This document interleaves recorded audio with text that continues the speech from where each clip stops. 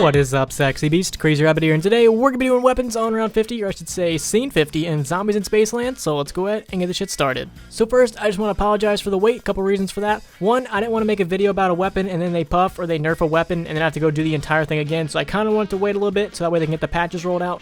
And two, I wasn't sure how I wanted to go about this series because it's a little different than Treyarch Zombies. Once you do the Easter egg, you can actually pack a punch again, but it's only in that game, and I didn't think people would actually do that every time they want to go to far rounds, so I had to sort of contemplate, okay, do I want to do after the Easter egg weapons, or just do I want to do like a regular game? So eventually I just decided we're going to do weapons as if you didn't do the Easter egg, and then eventually I'll pick the best of the best, or the fan favorite ones, and then I'll go do the Easter egg, and then I'll double pack a bunch of those weapons, and then we'll make a separate video about them. And also I wasn't really sure how to do the elemental upgrades, so I eventually decided that I'm just going to make a video specifically for each elemental upgrade, and we'll have a bunch of different weapons in that video. So like if we do the wind one, we'll have like 4 or 5 weapons, each with the wind one, with and without the upgrades, so that way you guys can sort of see the difference.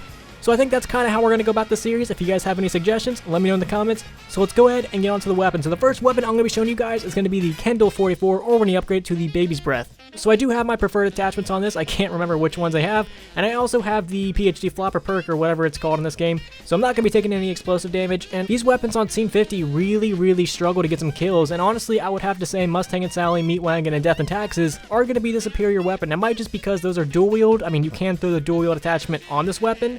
But even if you throw the dual wield attachment on this weapon, when you actually upgrade it, it just goes to a single weapon, which kind of sucks.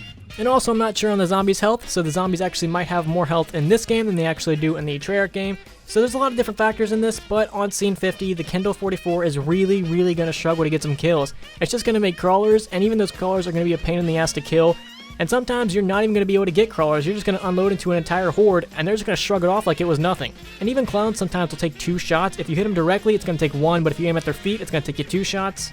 So the KENDALL 44, or the Baby's Breath, is a really good early round weapon. I would say it's like the ray gun. It's a really good powerhouse weapon for early rounds, you know, sort of getting you out of trouble or just clearing waves. But once you start to get up there, you might want to switch it out for something that can actually get a kill, because it's just not going to be able to get the job done like it used to on early rounds. So one thing I really wish they would have done to this weapon is just when you actually upgrade it, you get to keep the dual wield attachment. I feel like that would have made this gun so much better. You get to do it for a lot of other weapons, but you don't get to do it for this one, and that's just a real pain in the ass. So I'm very curious to know, what do you guys think of the KENDALL 44? And if you guys could, please leave a like and subscribe if you have not already. Peace!